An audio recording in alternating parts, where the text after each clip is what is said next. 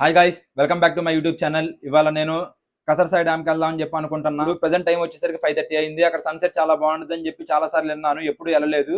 ఇవాళ మీకు చూపిద్దామని చెప్పేసి అక్కడికి బయలుదేరుతున్నాం. మిగతా అన్ని వెళ్లే దారిలో మీతో మాట్లాడతాను.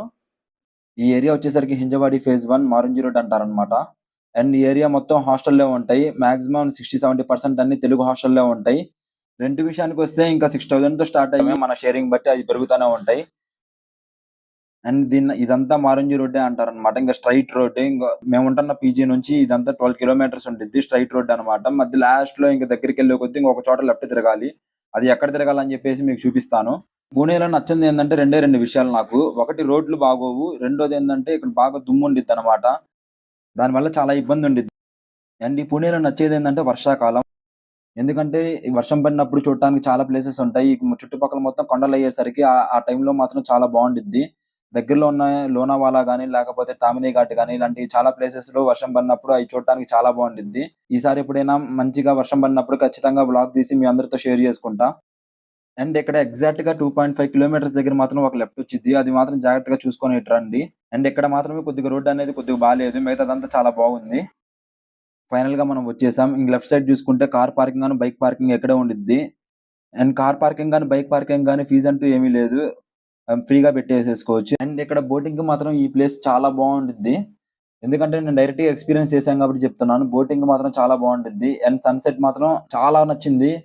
మీ కెమెరాలో ఎలా కనబడుతుందో అర్థం కావట్లేదు కానీ మాత్రం డైరెక్ట్ గా చూస్తే మాత్రం చాలా బాగుంది. మీరు ఎప్పుడైనా ఖచ్చితంగా వీలుంటే మాత్రం ఒకసారి వచ్చి చూడండి, చాలా బాగుండిద్ది. ఇక్కడ మాత్రం చిన్న చిన్న చేపలు భలే ఉన్నాయి. చూడటానికి చాలా బాగుంది. ఇక్కడ బాగా పెట్టారు. తినే నాతో పాటు వచ్చింది. తన పేరు వంశీ. అండ్ తను కూడా నాతో పాటే TCS లో 2 ఇయర్స్ నుంచి వర్క్ చేస్తున్నాడు. అండ్ ఈ ప్లేస్ చూడడానికి మాత్రం చాలా బాగుంది. మధ్యలో అసలు ఆ సన్సెట్ చూస్తా ఈ బోటింగ్ చేస్తున్నప్పుడు మాత్రం ఎక్స్పీరియన్స్ మాత్రం వేరే లెవెల్లో ఉంది.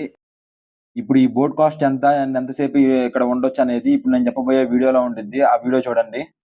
హాయ్ గైస్, నేను నా ఫ్రెండ్ కలిసి ఇక్కడికి వచ్చాం. అండ్ మెయిన్ గా ఇక్కడికి ఎందుకు వస్తారంటే, ఫస్ట్ థింగ్ ఇక్కడ బోటింగ్ 150 నుండి 400 దాకా బోటింగ్ ఛార్జ్ చేస్తారనమాట. బేసిక్ బోట్ వచ్చేసరికి 150. మేము తీసుకుంది ఇప్పుడు 150 బోటే. 20-30 మినిట్స్ దాకా ఇక్కడ లోపలే మన ఇష్టం ఇక్కడ తిరగొచ్చు. ఇంకా సపరేట్ గా ఇంకా వాళ్ళంటూ మనతో పాటు వచ్చేది ఏం లేదు. లైవ్ జాకెట్స్ తో పాటు ఇంకా మనం డైరెక్ట్ గా పంపించేస్తారు. 20-30 మినిట్స్ ఇక్కడ లోపల ఎంజాయ్ చేసేసి, ఒకవేళ మార్నింగ్ బోట్ వస్తే సన్ రైజ్ ని చూస్తా ఇక్కడ ఎంజాయ్ చేసుకోవచ్చు. అండ్ ఈవినింగ్ బోట్ వస్తే సన్సెట్ ఎలా ఉంటుంది అనేది మీరు చూస్తున్నారు. చూడడానికి సన్సెట్ మాత్రం చాలా బాగుంది. ఇక్కడ నుండి దగ్గరలో గో కార్టింగ్ కూడా ఉంది. అది అసలు ఎంత ఛార్జ్ చేస్తారు, ఎలా ఉంటుంది అని చెప్పేసి మీకు వెళ్ళే దారిలో మీకు చూపించడానికి ట్రై చేస్తా. అండ్ మార్నింగ్ పూట వస్తే ఈసారి ఎప్పుడైనా సన్ రైజ్ ఎలా ఉంటుంది అని చెప్పి మీకు చూపించడానికి ట్రై చేస్తా. అండ్ అక్కడ నుండి స్టార్ట్ అయిపోయాం. మీకు మెయిన్ కసర్సాయి డ్యామ్ చూపిద్దామని చెప్పి ట్రై చేసా. బట్ అక్కడ మనకి ఎలో లేదని చెప్పేసి అక్కడ ఉన్న వాళ్ళు చెప్పేసరికి ఇంకా డైరెక్ట్ గో కార్టింగ్ దగ్గరికి వెళ్ళాను. ఇంకా గో కార్టింగ్ దగ్గర ఎలా ఉంటుంది అని చెప్పేసి మీకు చూపిస్తాను. గో కార్టింగ్ ప్లేస్ వచ్చేసరికి ఇదే. అండ్ ఈ స్టీరింగ్ మాత్రం చాలా హార్డ్ ఉంది. అది ఎక్కడే ఇలా ఉందా లేకపోతే అంటే ఎక్కడైనా కానీ ఇంతే ఉండిద్దా అని చెప్పేసి నాకు తెలియదు. ఎందుకంటే నేను ఫస్ట్ టైం ఎక్స్పీరియన్స్ చేస్తున్నా కాబట్టి. అలానే ఇక్కడ గో కార్టింగ్ చేయడానికి కొన్ని రూల్స్ ఉన్నాయి. అవి ఏందనేది కొద్దిగా రైడ్ అయిపోయిన తర్వాత మీతో ఎక్స్ప్లెయిన్ చేస్తాను. అది ఎక్కడే ఉందా లేకపోతే ఎక్కడైనా కానీ ఇలాగే ఉండిద్దా అని చెప్పేసి నాకు తెలియదు. ఎవరికైనా తెలిస్తే కొద్దిగా కింద కామెంట్ చేయండి.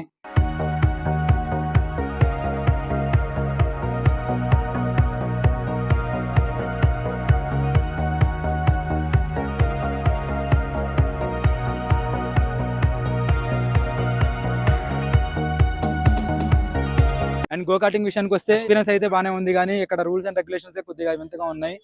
రూల్స్ వచ్చేసరికి కార్ అనేది 3 సార్లు క్రాష్ అయిందంటే మాత్రం ఇంకా అలౌ చేయడానికి మాత్రం ఉండదు. ఇంకా అక్కడే ఆపేస్తారు మిమ్మల్ని. ఇంకా మీరు వెనక్కి వచ్చేయడమే. మీరు ఫస్ట్ రౌండ్ లోనే 3 సార్లు కానీ ఒకవేళ మీరు గుద్దేశారంటే ఇంకా ఫస్ట్ రౌండ్ మిమ్మల్ని వెనక్కి పంపిస్తారు.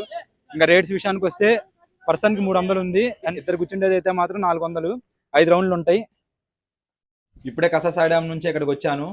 అండ్ అక్కడ నాకు ఎలా అనిపించింది అంటే, పర్లేదు, చూడటానికి సన్సెట్ చూడటానికి మాత్రం చాలా బాగుంది. స్టే ఇంకా అక్కడ ఉండొచ్చు. సో ఈసారి ఎప్పుడైనా నాకు వీలున్నప్పుడు ఆ నైట్ స్టే ఎలా ఉండిద్ది, అక్కడ రేట్లు ఎలా ఉంటాయి, సన్ రైజ్ ఎలా ఉండిద్ది, మెయిన్ గా సన్సెట్ ఎలా ఉండిద్ది అని చెప్పేసి ఈ వీడియోలో చూసాం. అలానే సన్ రైజ్ ఎలా ఉండిద్ది ఎప్పుడైనా వ్లాగ్ వీలున్నప్పుడు ఖచ్చితంగా ఆడికి వెళ్ళేసి ఎలా ఉండిద్ది అని చెప్పి మీకు చూపిస్తాను. అండ్ ఈ వ్లాగ్ ఇంతే guys. See you in the next vlog. Bye guys.